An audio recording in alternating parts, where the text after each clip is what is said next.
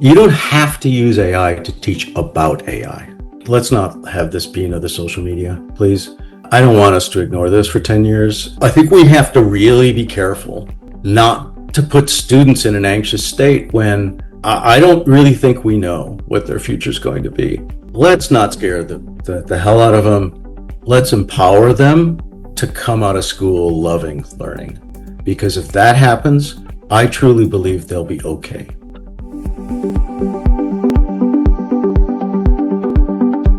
We're here today with Dr. Tim Dasey, a retired AI researcher at MIT's Lincoln Lab.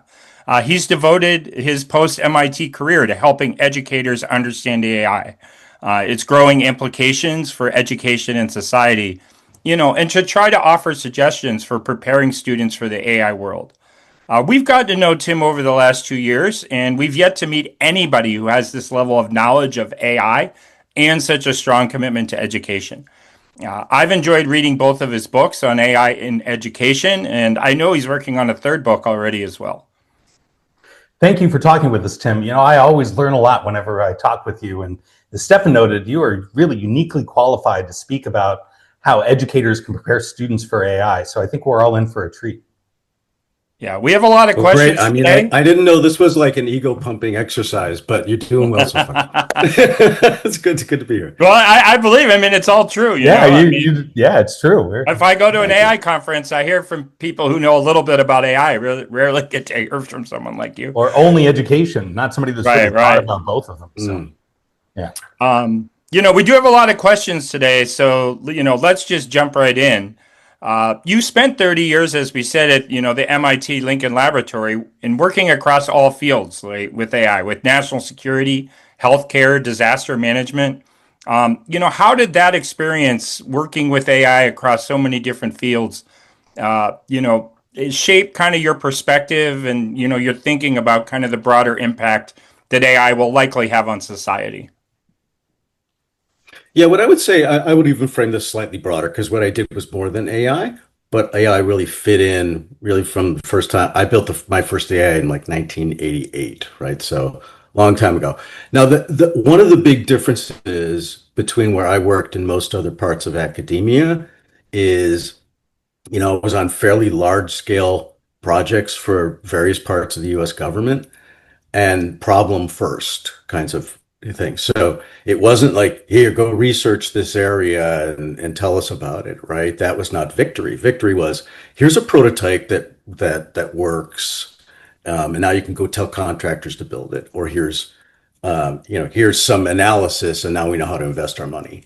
So because of that, the government would come to us a lot, and you just constantly get thrown at new problems, and you're going to have to figure it out. Now, AI in those days as an analysis tool was principally about understanding what decisions people make and how to affect those. So the more you get thrown at these different environments where people are making decisions, the more you start to see kind of commonalities. Like I see commonalities between, when I worked with public health and law enforcement and disaster management, all of whom would say this is a people first business, right? And all of whom sort of feel downtrodden at times, just not unappreciated, right? And there's certain psychological characteristics of that community that affect their decisions. So the more variety I saw, the more I got to really understand how AI can fit in a lot of different contexts. Well, it sounds like a lot of the success of the lab and being able to work in so many different types of contexts probably tied also to your interdisciplinary background, which I was a little surprised to find out about, engineering, biomedical science, psychology, learning science.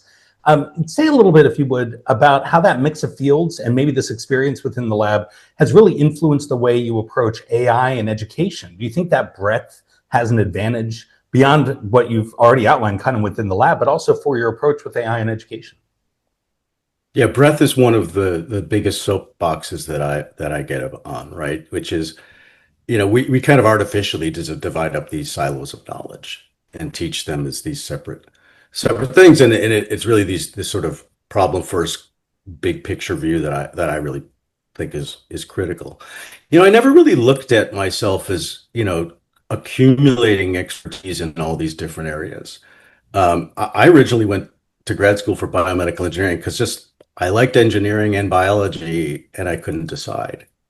Right? It was there's no magic plan here, right? And there isn't always, right? And as I got into the workplace, my first 10 years was spent doing weather related product development for aviation air traffic control, right? Not what I did in grad school.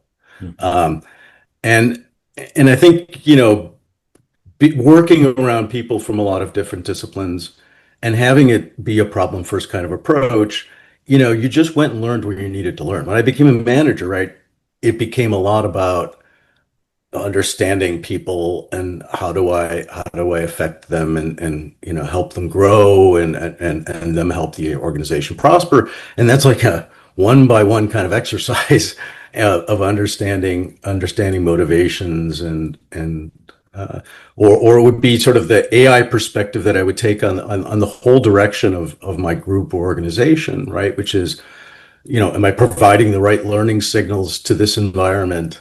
Am I making sure that the combination of expertise is synergizes through the relationships that we develop? AI has shaped my thinking in so many bigger ways than and the disciplines that's just curiosity, and I think you guys can probably say that as well. A lot of serendipity there. Yeah.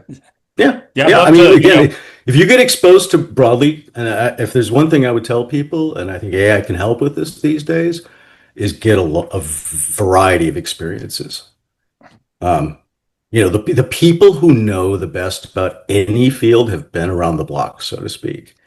And a lot of times that means they haven't seen the norm, they've seen the unusual, right? So now you can get AI to prompt you with the unusual more often. yeah, I mean, a lot of those experiences you describe, right? Like, okay, working, experience with different disciplines, working with people, right? Both as a manager, Hmm. right? And then, I guess maybe first seeing like, okay, how do people respond, right? When you're working with firefighters, law enforcement, all those types of things, right? Then managing people, right? And then kind of working across these fields. And education really kind of is everything, right? We try to teach students or we try to make available knowledge in all little bit of knowledge, so to speak, in all different fields, right? We try to then push students to specialize, which may be desirable or undesirable, but kind of educational institutions are trying to, they have biology, chemistry, psychology, right? A bit of everything. And I'm wondering how, two maybe related questions, when you're working with a K-12 institution or a university, either formally or just advising them about AI and the experiences you've had. How does kind of like that experience of kind of managing people, dealing with people, education is obviously a people first business. What are some Yeah. lessons kind of you draw from that to how they may, if they do decide, maybe some changes they can make, and if they do decide to make changes, how might they go about that? Yeah, I think there are two realms of experience that shape me in this regard. So one is like within my organization, I was told to grow new business areas and generally to expand into areas and into sponsors and problem sectors that the organization didn't have any experience with.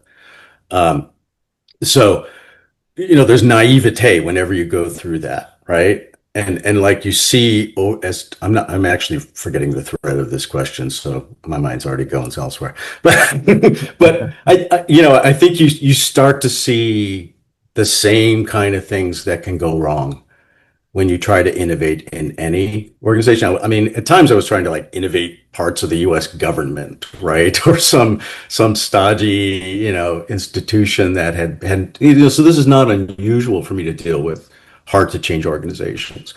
But what I usually tell people is like you have to have the basic foundations of a learning organization, right? Which is you measure the things that matter most to you. Most schools and universities do not, right? They'll talk about durable skills but there's no attempt to really understand like, do they have better durable skills in freshman year versus senior year, right? And I think AI now like may potentially crawling through learning management systems might be able to do that kind of qualitative characterization better. Okay. So we don't get the right feedback signals. People can't decide what to measure, so they just don't measure, right? Got to do better than that. The second is you got to have a learning mechanism. Like in our brains or in, it's, synapses, the long-term changes are like our connections between brain cells change, right? Um, that's the learning mechanism. Most teachers don't get to affect the learning mechanism directly, right? So they rely on a process to affect the learning mechanism, a pedagogy or an andragogy. And those processes end up being similar for people and for AI. Um, so, there is a way I think, and often when I talk about transformation at schools, I say like meet them where they're at, right? This isn't about getting everybody to use AI. If they're resistant to AI, you know what? Make them the critic. Have them develop the scoring system to figure out whether this intervention we've tried is resulting in something useful or not, right? Or or go tell the teachers, which is what I've preached in my latest book. You don't have to use AI to teach about AI. And if we can break these sort of, I guess, implicit assumptions that keep progress from moving forward. So now that pedagogy with respect to the entire organization ends up being, well, how do I decide what way to change and how to make that happen?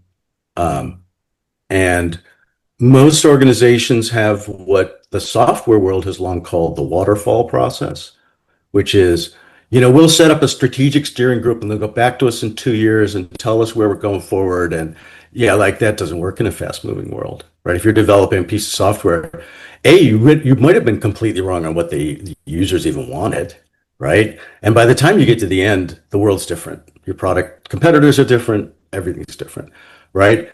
So the way you actually create change in fast moving environments is you have to do it incrementally.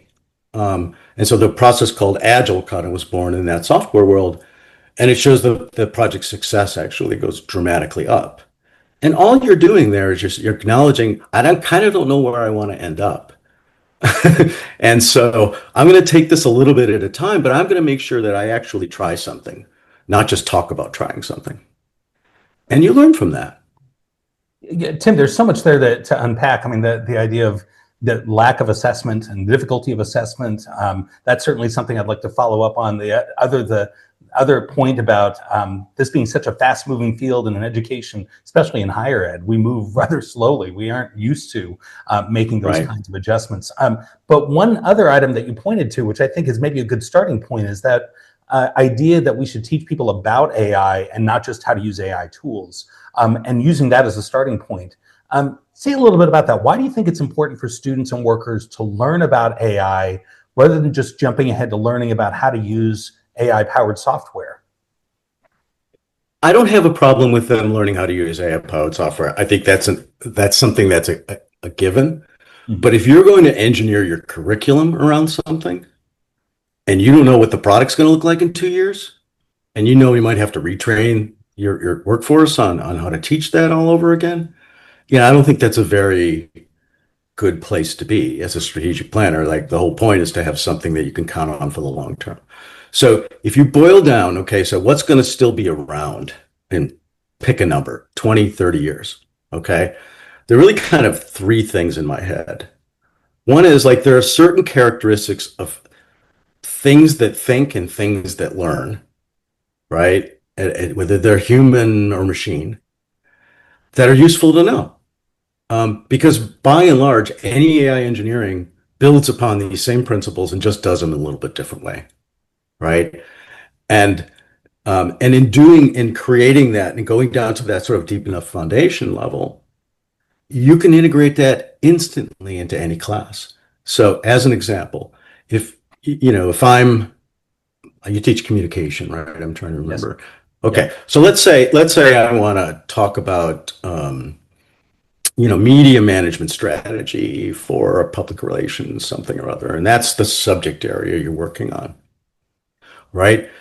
Anytime you can make that a meta lesson as well, if you said, okay, we're not going to just talk about the principles behind doing this. We're going to talk about how you learn the principles behind doing it.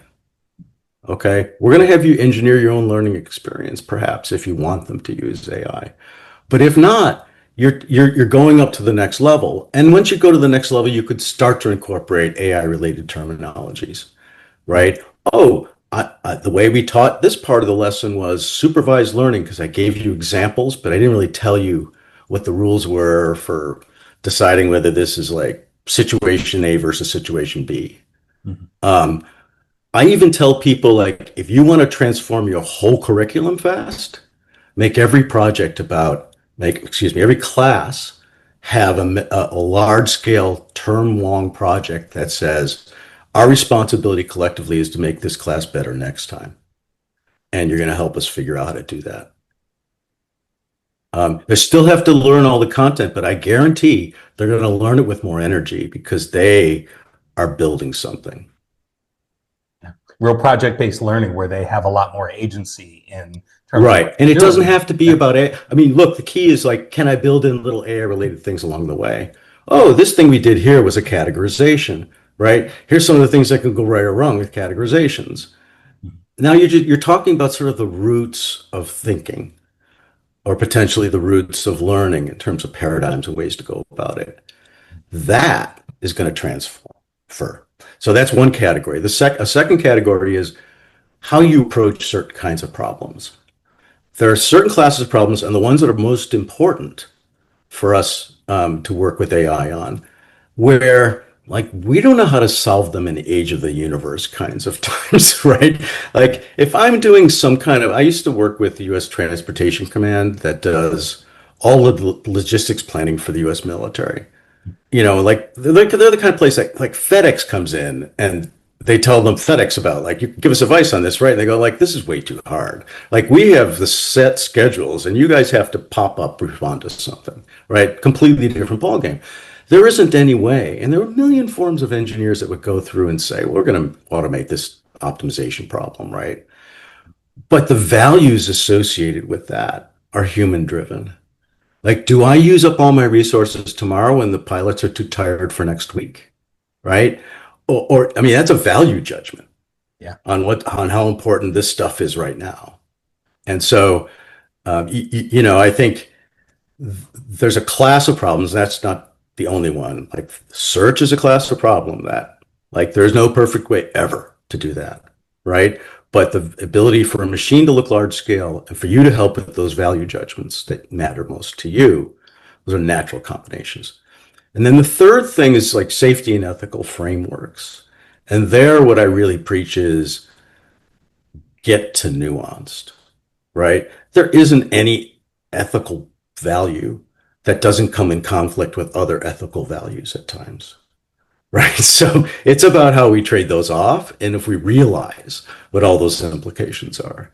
And so getting, not just the humanities, but getting every user of AI, when you're using AI, you then hand off what you just built to somebody else. You're a product developer, right? You've got ethical responsibility, but you need to understand more than just the simplistic answer to that. So that's more of a systems thinking thing. Just to kind of pick up on ethics briefly, I've noticed, in the social media sphere and even talking to people, like, a lot of professors, they want to talk about ethics and AI, right? And maybe it's something, okay, well, they know they've been talking about ethics, right? So it's kind of a comfort zone, right? And, I think sometimes it's used Right. by other people who don't want AI, right? As kind of like, okay, well, I don't want to use it. It's unethical. But to pick up on, the trade-offs thing you talked about, right? A lot of people talk about, oh, AI uses energy, right? So I don't want to use AI. I look at it and say, well, we use energy for a lot of things, right? It's a question of what's the trade-off, right? Like we drive a car, right, to get to the doctor, right? So, that burns carbon dioxide, right, and contributes to environmental change. But kind of we accept all these uses of energy. We're using energy for this podcast. So one way I kind of like look at these questions is like, well, when I'm using AI, is that like a reasonable use of energy? Of course, I don't think about every instance, right? But generally, I Mm-hmm. find that I use it for things that I believe are valuable, and it's kind of a legitimate use of energy. But I want to ask you, like, how do you kind of approach kind of, these different ethical concerns when people ask you? Two of the primary ones are, of course, energy, and then everyone constantly talks about bias as if there was just one AI model. But we'd love to hear your thoughts. Right. Well, I think the energy one is a good case example here. Right. Um, what I would say is that, like, I think people's views on this are generally well-founded. Like the value system they're trying to represent, I don't have any issues with. Um, but it does feel like it's not being applied in rigorous ways across the spectrum of activities. And so, for example, like you'll get a lot of investigation into how much energy and water and other things that AI is using, right? But there's almost no incorporation of the assumption of continued innovation in that, right? So one example, like data centers at Microsoft, actually, I believe it was Microsoft, so correct, I could be wrong, but actually already demonstrated for multiple years running a data center underwater, right? Where there's not evaporation. Like right now, the problem is water is lost because of evaporation. Okay. Where you don't have the same risk of evaporation. Basically, you're just reusing the same water all the time. The problem was they couldn't maintain it. Right now, you got to put people in scuba gear and go there, and like, if something breaks, right? And so, like, 2-3 years, I can imagine robots doing that pretty easily. Okay, because of the way I see. So, you can't just look at today. Today, AI models are spending, even with the kind of reflection loops that it's doing and, all that extra processing, it's still less than the first models that came out 2 years ago. And now, do I think that we should not pay attention to it? No, I think we should pay big time attention to it. What I care about is turn that concern into remedy. And the remedy can't be in my mind. It can't be preached to other people. Okay? Because we know that doesn't work well. It's like, despite the debate, people like thinking you can change minds, people don't change their minds very much. What they do is they will morph their mindset sort of on a slower basis. So, for example, how can I make sure that my school is making the right kinds of ethical choices about, or the right kinds of sort of conservation-based choices on how to, well, if I buy like a $20 a user license for each person, right? They can use as much bandwidth on that as they want. There's no penalty, right? If I purchase and supply AI for the people in my organization through an API, which is metered by how much data is used, right? And therefore how much electricity.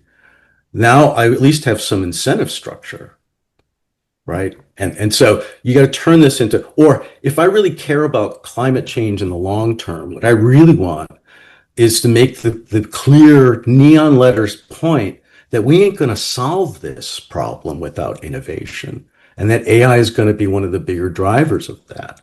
And we already know it has been, right? Even before generative AI, it was, battery, we're getting 400 miles on an electric car, not because the batteries have gotten themselves chemically much better, but the management of those batteries is better, right? So you can get like double the life. So I mean, you have to be able to look at the whole system. How are certain things going to innovate to a better place? How is it going to get worse, right? Demand and stuff. And how do I create the right incentives? So that might be a real strong push on a lot of people to dedicate a bunch of GPU time to climate change work, right? I don't hear anybody talking about that. So, to me, it's not the opinion. It's let's turn this into meaningful action. I think what you're really touching on there that resonates with me is that too often we are so focused on the present or one aspect of an issue that we don't really look at it holistically. So, I think that's a really good example of thinking about, okay, well, it's this cost. we aren't really thinking about what are the advantages if we do move on, or many people at least aren't talking about the advantages we move on with AI development for research purposes, for other applications. Let me take that same point and turn it a little bit to think about what we're doing in the classroom. And I know you've been a strong advocate for computer science in the classroom, for students having some coding skills as a background. Well, now we have vibe coding and some people pushing for, no need to learn coding because, you can just vibe code and AI is going to be able to write the code for you. So here's the question for you. Should kids still learn it? Should we incorporate it in the curriculum? And how much do they need to know, given that there are these generative AI tools that are able to really build on those coding platforms and be able to do a lot of the coding for them? Yeah. Look, I don't think computer science is going anywhere. But those of you who've been in the audience who've been following the coding world know that coding as a really attractive skill is starting to disappear. Now, what does that mean? And I'll broaden this to multiple kinds of fields that might go through similar progressions, right? Usually what it means is you move to larger scale, more architectural, more abstract kinds of considerations. Okay, so it doesn't mean that I don't want people to architect an AI system anymore, even though all the code's being written by AI. But I'm kind of working with AI on, is this more important? Like, what's the recipe? Is a little bit of this, a little bit of this value. And, if you look at what, like, Anthropic as an example, the manufactured code, like, they got a bunch of philosophers working on it, and linguists. And, so computer science might not look like it did. Even in terms of the personality that it has, right? Right. You might not have all these like rational people behind screens. You might have humanists more popular, and that's always been a part of the field, but de-emphasized in education. So look, I don't think you just toss away what I think are some hugely valuable cross-cutting lessons from current computer science instruction. And I don't philosophically even have a problem teaching that via coding. But I think the important thing is more, I guess, what, at younger grade levels, what they've called computational thinking, right? It's this, and it's the same thing I'm trying to do with sort of this AI wisdom philosophy that I have, which is to create cross-cutting synergies between, the specialty area, computer science, and everyday life. So computational thinking is about, okay, I decompose things into problems, into subproblems, and then I have to decide like how to solve some of those subproblems and how to get those to work together. And structured thinking, right, is really what it's trying to help with. I'm all for that.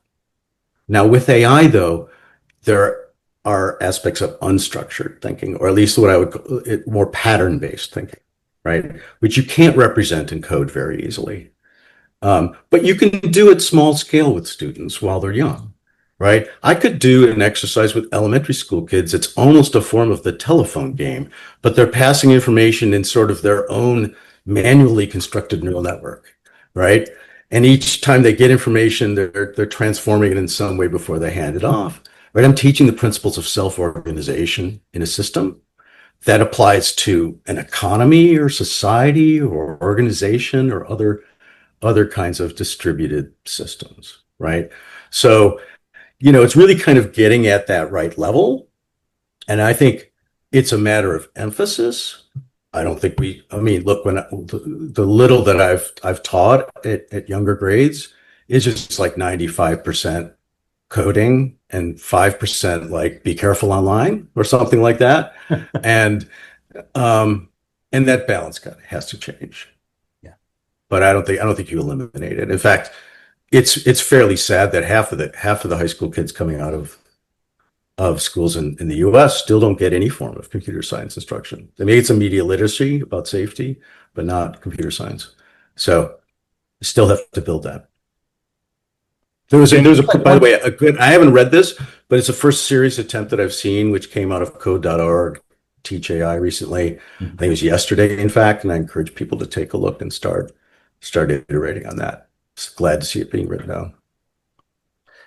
I like one of the points that you were making is that this is really just an example of one field that's going through this. Really, what we'd have to start to do is to think about how any field is going to be impacted by the use of generative AI skills, so that when we think about it pedagogically, instead of looking at those really lower level skills, we have to be thinking about students working as supervisors of AI, to think more holistically, to be able to think about the architecture, the systems thinking, because when they come out, they're not going to be doing the entry level coding anymore. They're going to be guiding AI agents that are probably going to be doing it, and they have to have some higher order thinking to be able to do that effectively. Yeah, I think That's right. about, I mean, go oh, ahead, Steph.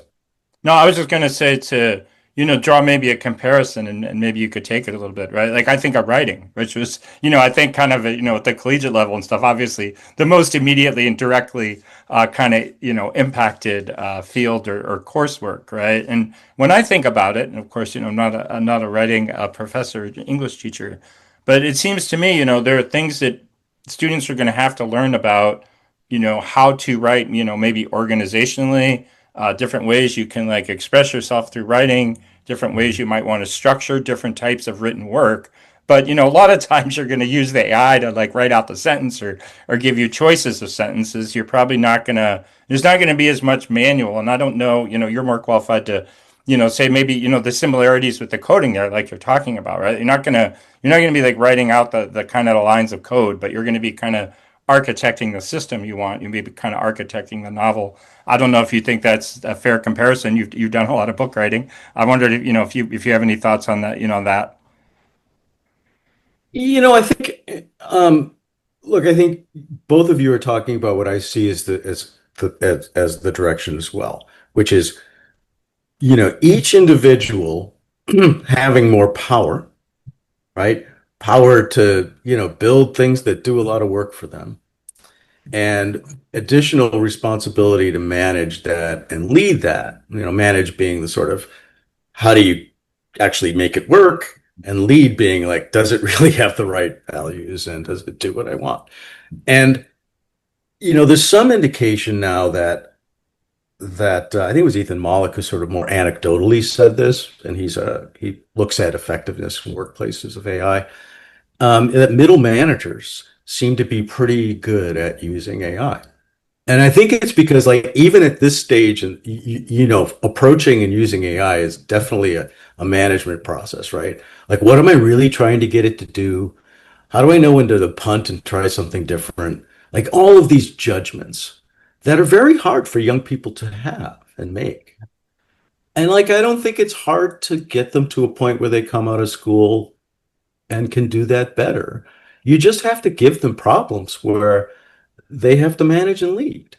And that can be, their own little mini educationally appropriate AI agents, or that can be role playing an AI and an agent. And either way, you're learning both about how to manage machines, but also about how to manage people. After all, we want these machines to behave like people, right? And so, I see certain fields just exploding in this way, in a way that I don't think the people teaching these fields really understand. Like I see AI agents, once they're out there and interacting with other AI agents, they'll build norms, they'll build culture, right? I mean, I need sociologists, right? Like I should be teaching my sociologists how to manage these just little mini societies that arise, in travel reservation world or something. And I think there are opportunities that I'm just guessing, right? Everybody's just guessing. What we know are two things.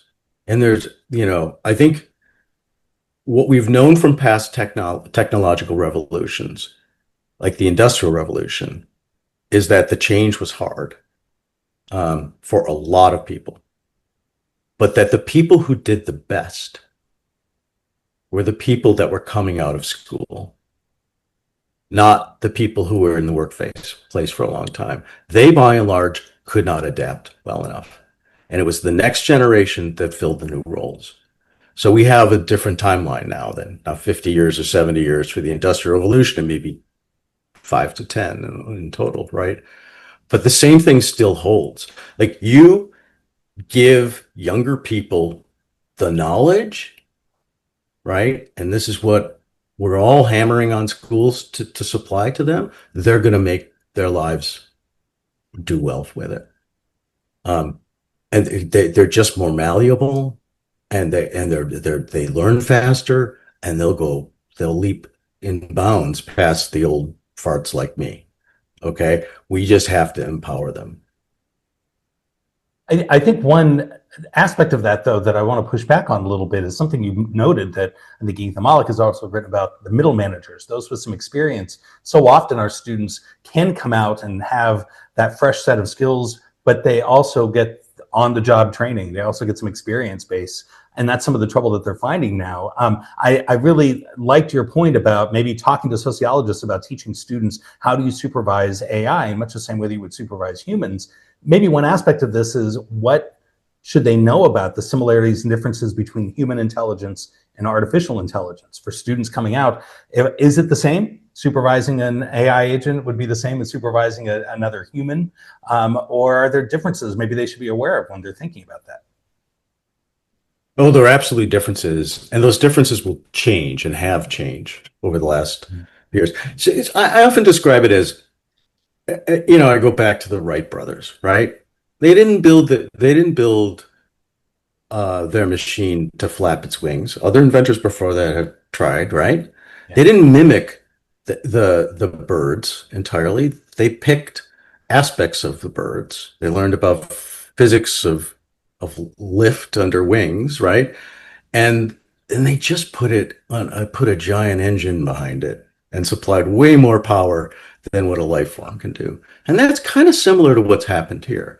We haven't picked all the aspects of the brain, right? And there's a lot of things that I was talking to somebody the other day about this, right? And they were saying, well, the stuff that AI is doing when it says it's reasoning isn't really what we're doing. I agree. Okay.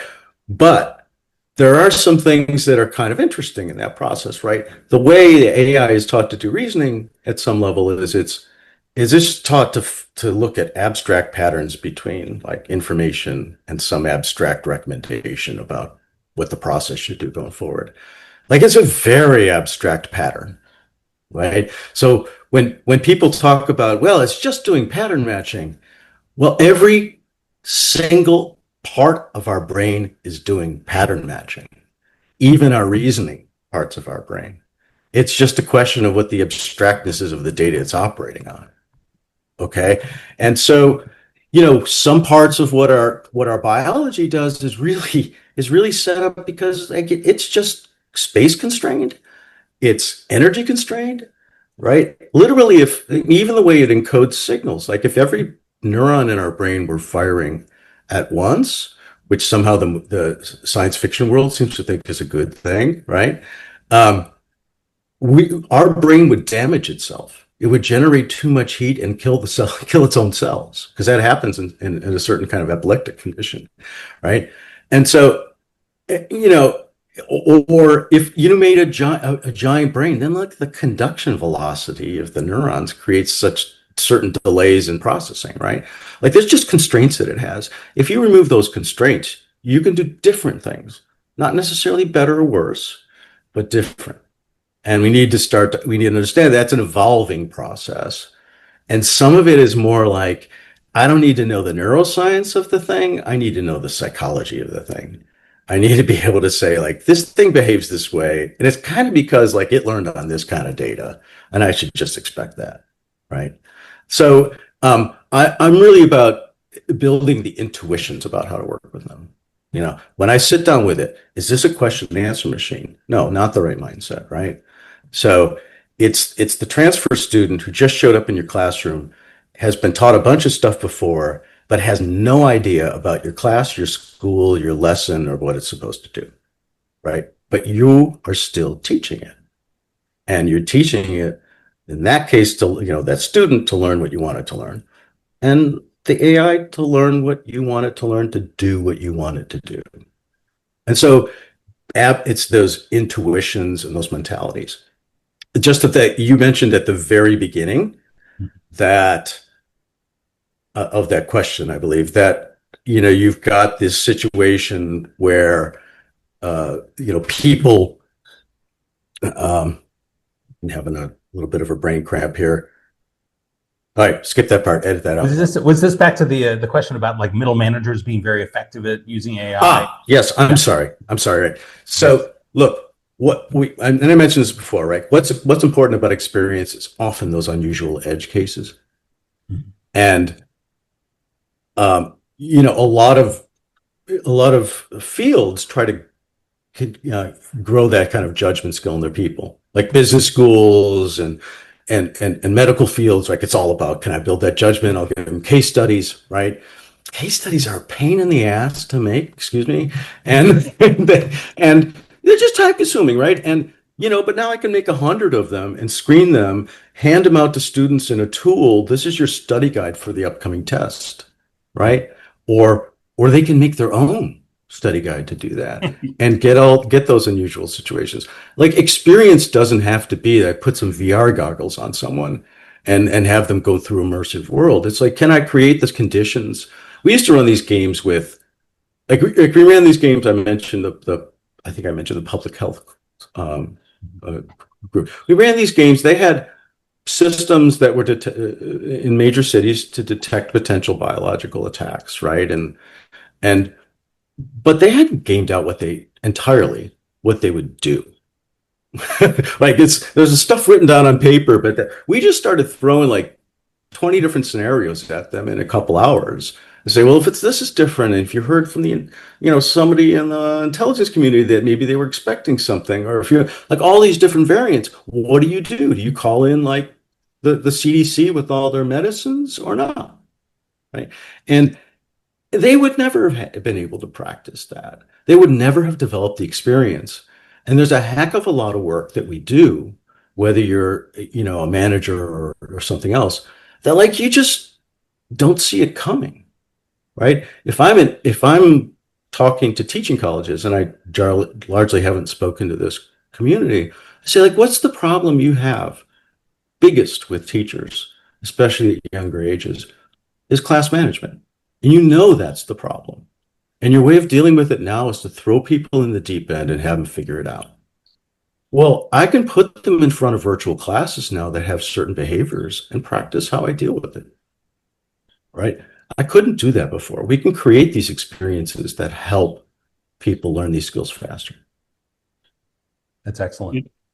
One thing, and I think that this picks up on that. If I think of two words, that kind of reflect on a lot of the work you've done and the stuff you prioritized. One is wisdom, which is in the title of your first book, Wisdom Factories. And, you talk a lot about judgment, right? Both in the second book and, on LinkedIn a lot, right? Prioritization, prioritizing judgment. I wonder like how you kind of define, and, through the podcast, you've talked a bit about judgment, but how would you define wisdom? How does it kind of contrast with judgment, or is having wisdom help you with judgment? I'm not sure. And then maybe, just as a follow up, and I think you reflected on, some of this already, maybe to pull it together, how we would teach students that, or give them the opportunities to develop wisdom and judgment. Yeah. So, well, first of all, there's not a perfect word here. So I've debated, my former colleague, has advocated that the word judgment's a better fit. But it had too much baggage in my mind. So, other connotations. Look, I think what we're really talking about is, I'm trying to give the sense that there's really sort of two movements of key consequence. One is that we're moving to more nuanced decisions that consider multiple factors on complex systems. Okay. And so that's one aspect of wisdom that I'm trying to pull out. And the other aspect is the way we learn how to do that is through our experiences, not by knowledge transfer. And so what I'm trying to say is like, and wisdom has a certain connotation of it being from your gut, right? And I'm trying to say, and judgment, I think the main reason I didn't use that is judgment sort of feels like I went through some deliberative process, right? A lot of our judgments that our minds make were made in our unconscious. Sometimes, and neuroscience has recorded this, sometimes our conscious thinks that it came up with the answer, but we can actually record the unconscious had actually decided it and just reported it. And we're just rationalizing that we came up with it, right? So that intuitive part of our brain is extremely powerful. And that's the part that you need to educate to build wisdom. And it's not educated the same way as we are currently, for the most part, currently doing. Yeah, just one kind of brief follow-up on that. I was thinking, you talked about, the kindergarten students, playing telephone, and maybe the upper level high school students, university students thinking how kind of they might redesign the course. I know all of our children, are older at this point. Anand still is kind of the youngest with one in high school. But, if you had a child entering kindergarten today, what might you kind of hope they learn maybe at that like kind of primary level, middle school, high school, university? I know that's hard. I mean, that's projecting out, 12, right, 12 to 16 years. Yeah, yeah. Earlier you talked about, oh, well, we can look ahead 20, 30 years, so it's still going to be here. Right. So what would you, if you could build your child's own school or, create the infrastructure, right? Like what would you imagine the kind of their ideal educational pathway being along the way? Um, it's funny, I've had this conversation with my daughters recently, and one of us is a professional musician and music instructor, and is managed to be quite independent, and it's like fantastic to see. And the other one just got out with a psych degree and is still figuring out what's next. And I've told both of them, like, you're on the right paths. Like, don't let anybody tell you that this career isn't going to make it, because I can actually see paths for each of them. That, I can see a path where, like, the music that comes from real people, the sort of artisanal thing aspect, right? Machines have been able to paint for a long time and put and print out stuff, and we still have people that paint, right? So I can see there's certain things that, we're just not going to go away for real talent. And I can see that the human beings are going to need a hell of a lot of help, right? So, like, I can look at both of my kids' paths that you might say, well, like, traditionally, I'm not sure about employability, and see that it still might work out fine. And so I have no idea what to tell a first grader. Okay? No idea. I don't know what the future is going to be, and I don't think we should pretend to. But what I know is going to be important is both of them ended up where they are because of their passion for that area. And it's that passion toward, being an astronaut in third grade, and maybe your passion changes to something later on, right? But it's that passion you have to feed. And you can tie, like I always used to say, my musician daughter hated math and science. Yeah. A lot of people hate math and science. Even as an adult, they look back and they hate math and science that they had, right? But if you had told her that she could learn physics and learn about the acoustics of sound propagation, right, she would have been in. And so, I think we have the opportunities to do that. Now, younger ages, I'll give a general progression, but there are sort of always multiple dimensions to this. But at younger ages, I think the important thing is to help them understand about nuanced thinking and about complexity. So I'll call those two things. Now, age appropriate complexity, right? If I do this, right, it may affect this, and then that comes back and bites me. Or, this isn't as simple as a yes or no. It's a sometimes this and sometimes that. Okay. As you get into like the middle school ages, I think and I'm not a child development expert here, so I would say others would have, but I generally think we don't give people enough credit. Right. So you start building, it's not that the intent of the lesson changes, right? It's that the difficulty of the challenge changes. Right. But overall, I'm still trying to give them problems that they have to try to solve. And those solutions aren't preordained. There's some open-endedness to them so that they can creatively come to a different place or value different aspects. And then as you get into sort of college level, now you can sort of take the bird's eye view of what you're doing and start to think about, oh, how could I approach this even entirely differently? So it's sort of the conceptualize with just humans and screenless kind of environments, the real undercurrents of what's going on when you interact with AI, working with complexity and as you get to older ages, and then working on strategy at the highest levels. I mean, I think that's probably a general educational path. It's great. Well, Tim, you've been so generous with your time. We really appreciate it. Meaning I've talked too much, with you. right? We have no, this has been great. But I wanted to ask you one final question. I think it really dovetails nicely with what you were just speaking about. If you had a message that you wanted to leave with educators or students about, the coming AI era, really what they're getting ready to graduate into, or what teachers are trying to prepare students for, given all the rapid change, what gives you hope? What should we all keep in mind moving forward? What message would you want to leave for those students and those educators? Well, for the educators, I still think the most important message is that let's not have this be another social media, please. Like, I don't want us to ignore this for 10 years and then let students, have to deal with it on their own without education. So that, to me, that's number one. Like, don't put your head in the sand. And I still see a lot of that. And I think a lot of it's because people just literally and genuinely don't know what to believe. So I know we do a lot of, rumor change and management.